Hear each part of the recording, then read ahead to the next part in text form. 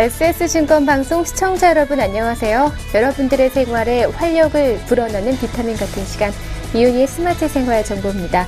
네, 한 주간 주말 동안 잘 보내셨나요? 네, 이제 월요일인데요. 힘차게 또 건강하게 시작하길 바라면서 이윤희의 스마트 생활 정보 지금부터 시작합니다.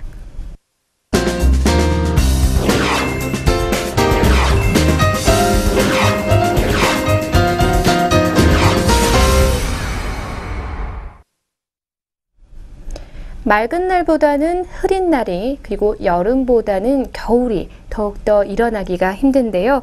이렇게 아침에 겨울이 되면 아침에 유난히 일어나기 힘든 이유는 일조량이 부족한 탓이라고 합니다. 네, 생체시간 재설계학의 공동 저자인 마이클 터번 박사는요, 빛과 생체 리듬의 관계를 알아두는 것이 좋다고 했는데요. 네, 그래서 오늘은 뇌를 밝히는 방법에 대해서 알아보도록 하겠습니다. 네, 첫 번째는요, 빛이 번쩍, 그러면 정신이 번쩍 든다는 것인데요. 잠든 뇌를 깨우려면 빛을 조이는 것이 가장 효과적이라고 합니다. 햇살이 눈꺼풀 위로 내리쬐면요, 망막의 광소용체 세포가 반응하기 시작하는데요. 망막에 있는 수백만 개의 광소용체 세포 중에서 iPRGC라는 이름의 광감각 망막 신경절 세포가 있다고 합니다. 이 세포가 빛을 인지하면 뇌를 깨우는 신경화학 반응이 연쇄적으로 일어나는데요. 즉 눈에 빛을 반응해서 뇌를 깨우는 신호를 보내는 것이죠. 네, 이렇게 되면 iPRGC는 빛을 통해서 발생한 자극, 시신경 교차 상액으로 보내진다고 합니다. 우리 몸의 생체 시계를 역할을 하는 시신경 교차 상액은요, 자극을 받으면서 수면 호르몬인 멜라토닌 생산을 중단시키는데요. 이 멜라토닌 생산이 중단되면 빛을 통해 생산되는 자극은 다른 경로를 통해서 인체를 각성하는 상태에 만드는 그런 호르몬들을 만들기 시작한다고 합니다. 네, 어두운 겨울 아침에는요, 몸을 일으켜 침대 밖으로 나와도 쉽사리 잠이 깨지 않습니다. 빛에 반응하는 체내 알람이 제대로 작동하지 않았기 때문이라고 하는데요. 빛이 약하면 우리 몸에 단 뒤에도 수면 호르몬인 멜라토닌을 완전히 사라지게 하기까지 오랜 시간이 걸린다고 합니다. 그 결과 잠에서 깨어 빛을 봐도 여전히 몽롱한 기분을 느낄 수가 있는데요. 이렇게 빛을 적게 쬐게 되면 기운이 없을 뿐만이 아니라 기분도 가라앉게 됩니다. 뇌가 내는 기분이 좋아지게 하는 신경 전달 물질인 세로토닌을 생산하는 봉선핵이 있습니다. 빛을 적게 쬐면 봉선핵에서 생산되는 세로토닌의 양이 줄어드는데요.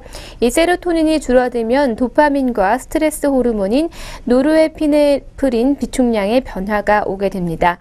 이 변화가 결국에는 우울한 기분을 일으킨다고 합니다. 그렇다면 어떻게 하는 게 좋을까요? 이 운동으로 어둠을 물리치는 것도 하나의 방법이라고 하는데요. 네, 겨울이 되면 늦은 오후부터 이렇게 해가 저물어가기 시작합니다. 빛에 반응하는 시신경 교차 상액은 잘 시간이 되었다고 판단을 하고 이른 시간부터 멜라토닌을 소환하는데요. 이 패턴이 몇 주간 반복된다고 생각하면 6명 중에 1명은 겨울에 계절성 우울증을 겪는 것도 그만 놀랄 일은 아닙니다. 오전이나 이른 저녁 운동으로 세로토닌의 레벨을 끌어올리는 것이 좋습니다. 네, 그렇다면 이 하룻밤 사이 사소한 습관들이 모여서 여러분들을 건강인의 모습으로도 거듭날 수 있도록 도와주기도 하는데요. 어떤 방법들이 있는지 알아보도록 하겠습니다. 네, 첫 번째는요, 마음입니다. 전원은 잠시 꺼두셔도 좋다는 얘기인데요. 퇴근하자마자 업무에서 완전히 벗어날 수는 없습니다. 누군가는 개인의 시간과 업무의 시간을 철저히 구분하며 살 수가 없다는 얘기인데요. 적어도 침실에 들어가는 순간부터는 스마트폰의 전원을 완전히 꺼두는 것도 방법입니다.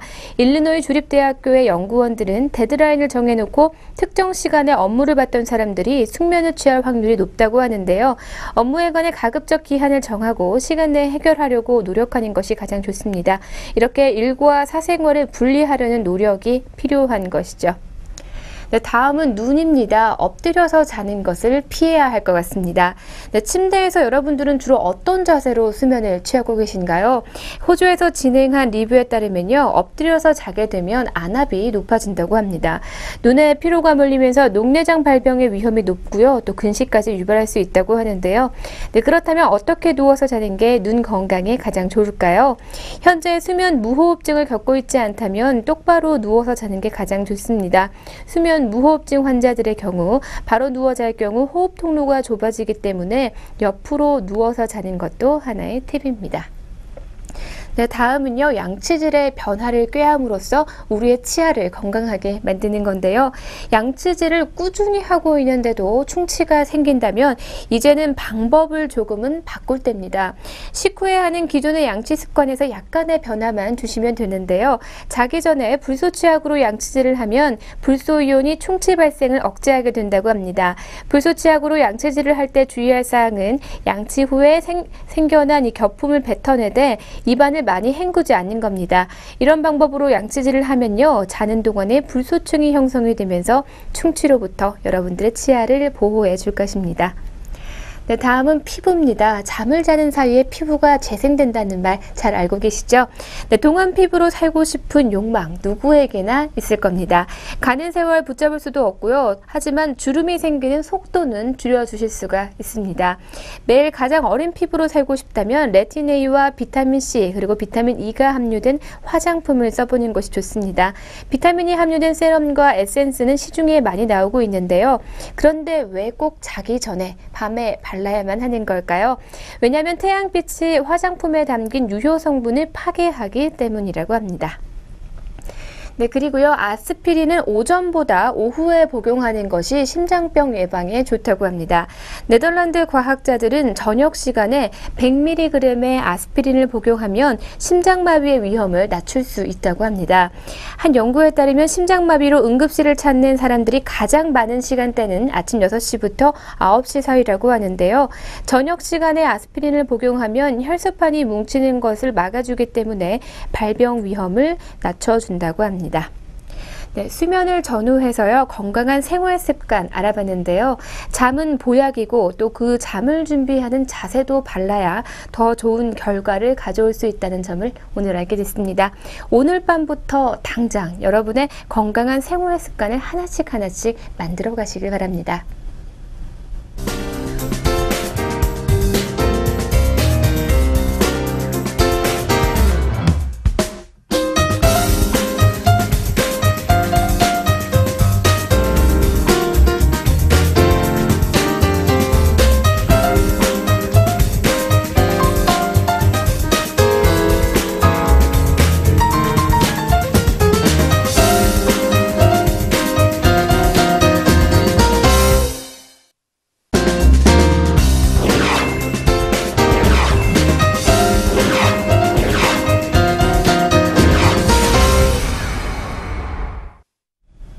슈퍼 곡물이 뜬다고 합니다. 키노원인 쌀에 칼슘 7배를 함유하고 있고요.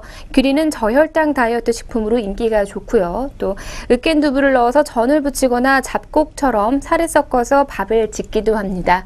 네, 어떤 것들이나 우리의 건강을 지켜주고 있는지, 슈퍼 곡물 등에 어떤 것들이 있는지 오늘 알아보도록 하겠습니다. 네, 요리 연구가 박연경 씨는요, 평소 식사를 준비할 때 키노아나 아마란스를 쌀에 섞어서 밥을 짓는다고 합니다. 키노아는 날치알처럼 톡톡 튀는 게 식감이 좋아요. 아마란스의 크기는 훨씬 작지만 씹으면 영락 없이 좁쌀 같다고 하는데요. 키노아, 아마란스, 치아씨, 귀리, 아마씨, 렌지콩 등 이름이 생소한 정말 세계 각국의 곡물들이 이제는 인기를 끌고 있습니다. 단백질과 식이섬유가 풍부하고 또 필수 아미노산, 비타민, 항산화 성분들을 갖췄다고 해서 슈퍼 곡물이라고 부르고 있는데요. 이런 곡물 판매가 급증하자 국내 여러 지방자치단체에서도 대체 작물로 시험 재배에 적극 나서고 있다고 합니다. 먼저 키노아와 아마란스는요, 남미의 안데스 고산지대에서부터 5,000년부터 재배하고 또 식용하다가 최근 미국과 유럽, 아시아 등지에 소개가 됐다고 합니다. 키노아는 미국 항공우주국 나사가 우주인 식량으로 개발을 검토하겠다고 밝혔은 만큼 완전 식품으로도 인정을 받고 있는데요. 단백질은 100g당 14g으로 쌀의 2배, 그리고 칼슘은 56mg으로 7배나 된다고 합니다. 비타민 B1과 E는 백미보다 각각 5배와 30배가 더 많다고 합니다. 네, 아마란스 역시 단백질 함량이 전체 무게의 15에서 17%로 대표적인 고단백 식품인 우유를 대체할 수 있을 정도라고 하는데요.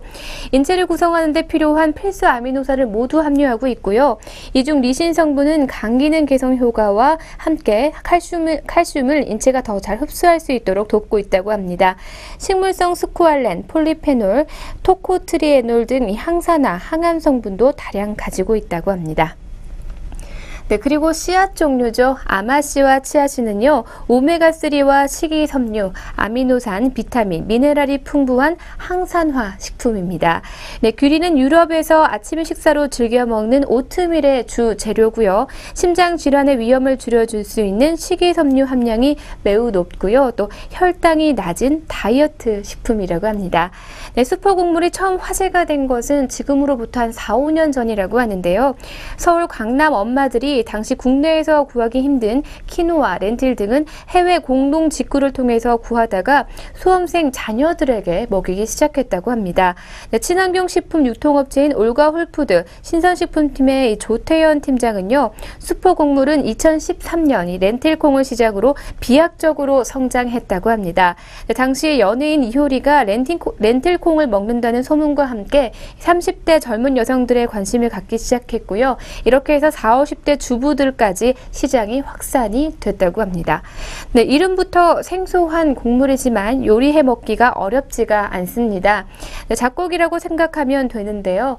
쌀과 섞어서 밥을 지으면 제일 쉽고요. 물에 약간 넣고 20분 정도 삶아서 비빔밥이나 또는 샐러드에 넣어서 먹어도 된다고 합니다. 네, 그리고 귀리는 대충 갈아서 죽을 끓여 먹으면 되고요. 콩과 함께 갈거나 으깬 두부와 섞어서 전을 부쳐 먹어도 맛있다고 합니다. 아마씨는 갓 볶은 거를 먹으면요, 들깨처럼 고소하다고 하는데요. 오래되면 기름에 쩐내가 나기 때문에 유통기한을 잘 확인하는 것도 중요하다고 합니다. 네, 물론 수포 곡물도요, 편식해서 드시면 몸에 해롭습니다. 그리고 우리 토종 잡곡도 수포 곡물 버금가게 영양이 풍부하다고 하는데요. 단백질 함량이 높을수록 소화 기능이 떨어지는 노인 등은 또 조심해야 한다고 합니다. 또 토종 잡곡은요, 수천 년 동안 한민족 인체 특성에 맞게 또 최적화된 곡물이기 때문에 여러 곡물과 영양소를 다양하게 섭취해서 건강을 지키시는 것이 가장 이상적인 방법이라고 하네요. 네, 무엇이든 과하거나 모자라거나 또는 편협하면 좋지 않다는 거 누구나 잘 알고 있는 사실인데요. 수포 곡물뿐만이 아니라 이번에는 토종 잡곡도 함께 섞어서 여러분들의 건강을 지켜 나가시길 바랍니다.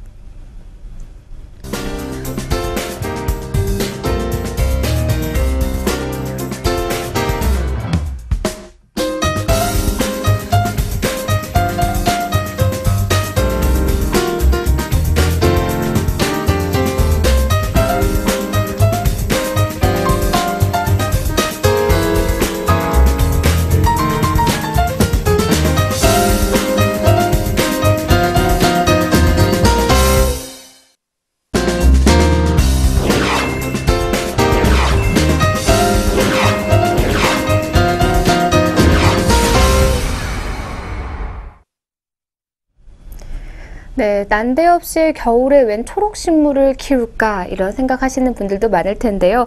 초록식물은 공기 정화 능력도 좋고요. 또 인테리어 효과 등 웬만한 멀티 제품도 물고 갈 그런 다양한 기능들이 있다고 합니다. 네, 게다가 친환경적이기 때문에 얼마나 고마운 존재인지 모를 텐데요. 실내 온도를 깨끗하게 해주면서 또 동시에 공간별로 유용한 기능을 전하는 초록식물에 대해서 오늘 알아보도록 하겠습니다. 네, 첫 번째는 거실에서 키우는 초록식물인데요. 공기 정화와 인테리어 효과를 동시에 줄 수 있는 것이 바로 떡갈나무입니다. 네, 거실 같은 넓은 공간에 잎이 큼지막한 화초로 인테리어 효과를 볼 수가 있는데요. 떡갈나무는 음이온을 발생하고 전자파를 차단하고요. 또 공기 정화 효과가 있어서 빛을 받지 못하면 잎이 누래집니다. 그렇기 때문에 햇볕이 잘 들고 통풍이 잘 되는 곳에 키우시는 것이 좋고요. 물은 흙이 완전히 말랐을 때 주면 되는데요. 6에서 10일 정도가 가장 적당하다고 합니다. 네, 그리고 두 번째는 싱그러움을 더하는 아이비입니다. 친숙하고 대중적인 화초 중에 하나가 아이비인데요. 앙증맞은 잎이 길게 뻗은 동굴 형태로 싱그러운 멋을 더한다고 하죠.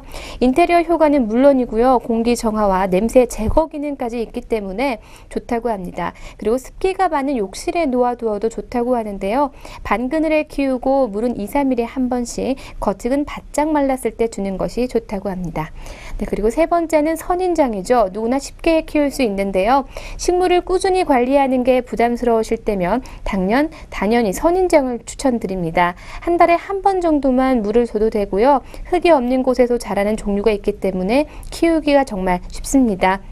네, 그리고 다양한 색의 선인장도 있는데요. 집안 곳곳에 놓아줘서 이 화사함을 주기에도 그만입니다. 네, 그리고 공기 정화 능력 1위 식물은요, 바로 스투키입니다. 나사에서 발표한 공기 정화 능력 1위 식물로 꼽히는 스투키는요, 전자파 차단 기능까지 하는 그런 착한 식물이라고 하는데요.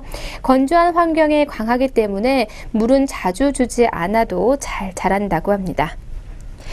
네, 그렇다면 이 실내에서 식물을 키우면 좋은 점에 대해서 좀 알아보도록 하겠습니다. 먼저 일산화탄소와 이산화탄소 등 실내 공기 오염물질을 정화시키는 기능을 하고 있고요. 네, 그리고 식물의 잎의 기공을 통해서 물은 수증기 상태로 공기 중으로 내보내는 증산작용을 통해서 실내 온도를 낮추고 또 겨울에는 습기를 발산하는 가습 효과까지 있다고 합니다.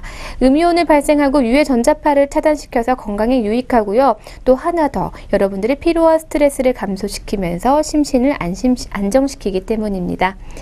네, 다음에는 침실에서 키우기 적합한 식물에 대해서 알아보도록 하겠습니다. 네, 첫 번째는 인테리어 효과 만점이죠. 극락조화입니다. 파초과에 속하는 극락조화는요, 배의 노처럼 생긴 두꺼운 잎이 매우 매력적인데요. 위로 뻗은 모양새가 인테리어 효과를 높여서 침실에 두면 이국적인 분위기를 냅니다. 약간 건조하게 관리하고 햇볕에 잘 드는 곳에 두는 것이 관리의 포인트입니다. 네, 그리고 다양한 기능을 갖춘 스파티필름인데요. 음지에서도 잘 자라는 스파티필름은 공기 정화 기능이 탁월하고 음이온 발생이 많기 때문에 숙면 유도에 도움이 된다고 합니다. 네, 그리고 수분 방출량이 많아서 여름에는 시원하고 또 겨울에는 습기를 조절하기 때문에 실내용으로 인기가 좋은 식물인데요. 새집 증후군을 유발하는 포름알데히드와 페인트 주성분인 벤젠 등을 흡수하는 능력도 뛰어나다고 합니다. 네, 싱싱한 녹색잎이 아름다워서 침대 머리맡이나 화장대에 두면 인테리어 효과도 기대할 수가 있다고 합니다. 네, 다음은 음이온으로 숙면을 돕는 다육식물인데요. 다육식물은 잎이나 줄기에 수분이 많은 식물을 가리키는 것으로 선인장과에 속합니다. 작은 공간을 꾸밀 때 유용하고요. 한 달에 한두 번 정도 물을 주면 되기 때문에 관리하기도 편리합니다. 밤에는 음이온이 발생이 되는데요. 자율신경계를 안정시키고 또 숙면에 도움을 주기 때문에 침실에 두어도 좋고요. 물론 전자파 차단 기능도 있어서 TV나 컴퓨터 옆에 놓아두는 것도 좋습니다. 네, 그럼 첫 번째로 또 식물 키우기의 기초 상식을 여러분들께 알려드려야 할 텐데요. 4가지의 관리 기능들이 있습니다. 첫 번째 햇볕 관리입니다. 이 햇볕을 좋아하는 화초는요, 직사광선을 쬐어주는 반면에 음지에서도 잘 자라는 화초는요, 직사광선에 노출되면 검게 탈 수 있기 때문에 좀 주의를 해 주셔야 되고요. 다음 두 번째, 통풍 관리입니다. 식물은 햇볕 관리도 중요하지만 통풍도 원활히 해야 건강하고 싱싱하게 자라기 때문에 때때로 이렇게 창문을 열어서 공기 정화를 시켜주시는 것이 좋습니다. 다음은 물주기인데요.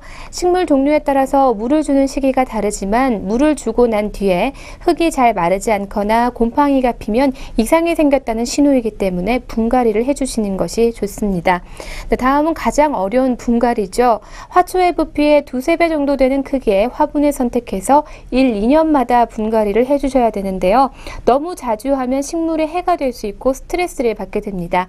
2년 정도 지나고 나면 흙이 단단해서 물 빠짐이 어려워지는데요. 크고 넓은 관엽식물은 1년에 1회, 다육식물은 2년에 1회 정도가 적당하다고 합니다. 다음 우리 아이들의 방에는 어떤 식물을 두는 것이 가장 좋을까요? 네, 첫 번째는 기억력과 집중력을 향상시키는 로즈메리입니다. 로즈메리는 아이가 효율적으로 공부할 수 있도록 도와주는 그런 기특한 식물인데요. 특유의 상쾌한 향이 뇌세포의 활성화를 집중시키기 때문에 기억력 향상에 도움을 줍니다. 햇빛이 잘 들어오는 곳에 키우고 물은 흙이 적당히 말랐을 때 주는 게 좋습니다. 네, 다음은 올망졸망 귀여운 페페인데요. 귀엽고 사랑스러운 화초 페페는 아이들 방에 잘 어울리는 데다가 밤 동안에 이산화탄소를 흡수하기 때문에 침대 머리맡에 놓아주는 것이 좋습니다. 네, 다음은 심신을 안정시키는 라벤더입니다. 순수한 향이 심신을 안정시키는 효과가 있기 때문에 서재나 공부방에 놓아두면 좋은데요. 빛이 잘 들어오고 통풍이 잘 되며 건조한 곳에서 잘 자라는데요. 물은 속 흙까지 말랐을 때 주고 물이 묻지 않도록 잎에는 물이 묻지 않도록 주의하시는 것이 좋습니다. 네, 그러면 공기 정화에 효과적인 식물에 대해서 알려드리도록 하겠습니다. 공기 정화 능력이 탁월한 식물로는요, 스킨답서스, 그리고 스파티필름, 고무나무, 떡갈나무, 아이비 등이 있습니다. 모든 식물은 광합성을 통해서 이산화탄소를 흡수하고 산소와 물을 배출하는데요. 공기 정화 기능이 있는 식물은 공기 중에 오염물질까지 흡수하고 뿌리로 내려보낸 뒤에 분해하는 그런 기특한 능력을 갖고 있다고 합니다. 네, 그렇다면 부엌에는 어떤 식물을 두는 것이 가장 좋을까요? 네, 다음은 음식 냄새와 일산화탄소를 흡수하는 스킨답서스라는 식물입니다. 주방에는 요리할 때가 많아서 일산화탄소를 또 발생시키게 되죠. 음식 냄새를 제거하는 효과가 뛰어난 스킨답서스를 놓아두시는 것이 좋습니다. 그리고 두 번째는 공기 정화 능력이 탁월한 호야인데요. 호야는 공기 정화 능력이 좋아서 무더운 여름철에는 실내에 활력을 또 불어넣어 준다고 합니다. 직사광선이나 조명에 의해서 반사되는 광선을 약화시켜서요, 실내 온도를 낮추는 그런 효과도 있다고 합니다. 가스레인지 열 때문에 더워지기 쉬운 주방에는 안성맞춤이라고 할 수가 있겠죠. 네, 세 번째는요, 공기 정화와 습도 유지에 효과적인 개운죽인데요. 물에 꽂아만 두면 쑥쑥 자라는 수경재배 식물, 이 개운죽은 공기 정화와 습도 유지에 효과가 탁월하다고 합니다. 어항에 놓으면 수지를 맑게 하는데 도움을 준다고 합니다. 또한 주방 벽에 일렬로 세워두면요, 초록색 버티컬처럼 싱그러운 분위기가 난다고 하죠. 네, 비록 지금은 겨울철입니다. 하지만 이제 새롭게 실내 온도와 또 공기를 맞춰야 할 때죠. 네, 맞춰 그렇게 키울 수 있는 식물들에 대해서도 오늘 또 알려드렸는데요. 이런 식물과 함께 우리의 눈과 코와 입, 그리고 마음까지도 함께 정화하시길 바랍니다.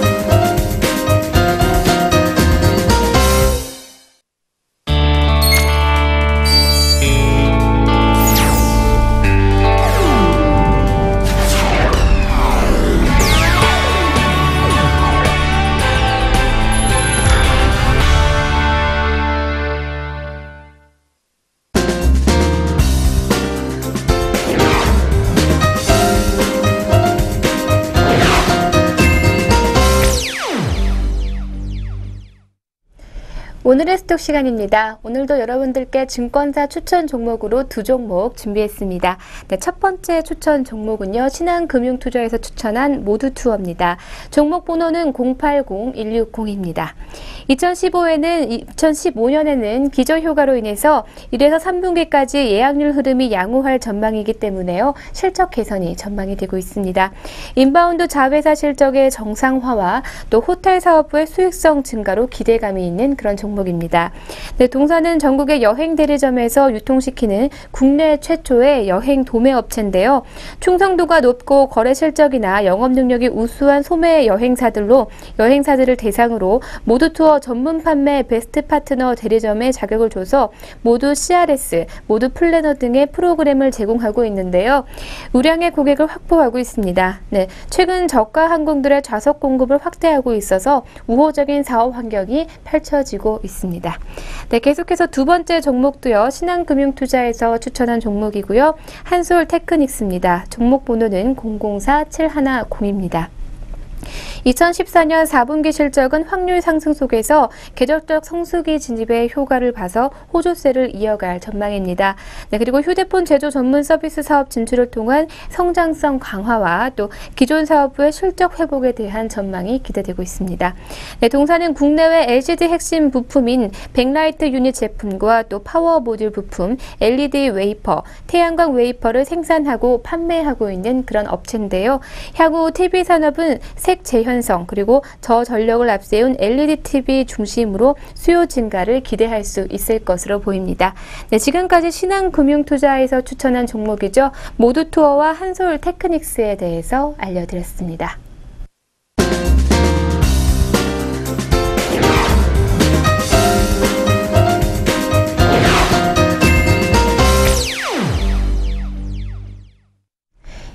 여러분들에게 즐거움과 재미 그리고 감동을 드리는 시간이죠. 오늘의 펀앤필입니다.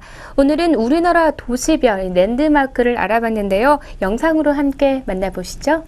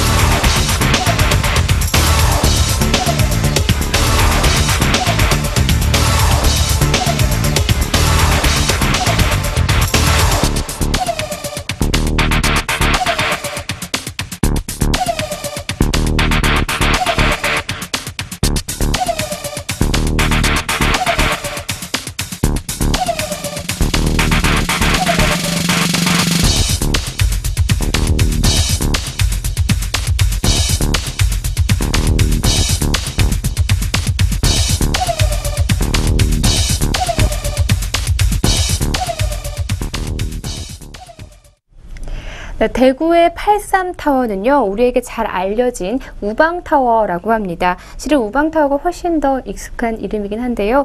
네, 여러분들의 동네에는 어떤 랜드마크가 있나요? 제가 사는 동네는 영화관이 랜드마크가 아닐까 하는 그런 생각이 듭니다. 네, 오늘의 펀앤필은 여기까지입니다.